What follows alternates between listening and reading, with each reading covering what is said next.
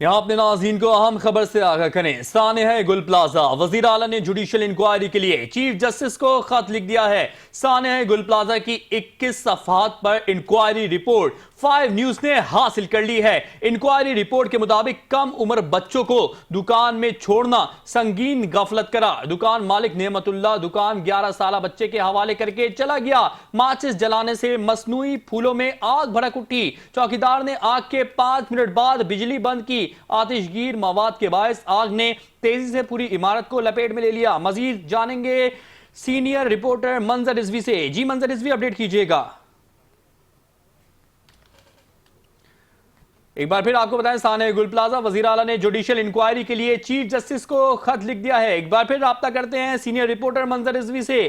جی منظر رضوی، بتائیے گا اس judicial inquiry کے حوالے سے۔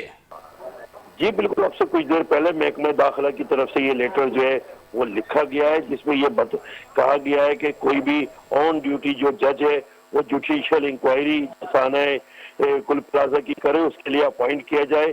یہ بڑا مطالبہ تھا MKM کا، جو آج جو ہے حکومت قبول کر لیا ہے۔ ایک ہفتے سے جو ہے اس کی بات چیت چل رہی تھی اور بالآخر حکومت سندھ نے اس پہ فیصلہ کر لیا ہے، اور اس وقت chief justice Sindh high court کو اس حوالے سے خط لکھ دیا گیا ہے، اور کسی بھی وقت جو ہے اس جوڈیشل انکوائری کی جو ہے اس پہ کسی نہ کسی جج کو نامزد کر دیا جائے گا۔ جی منظر رضوی، آپ نے ہمیں اپڈیٹ کیا۔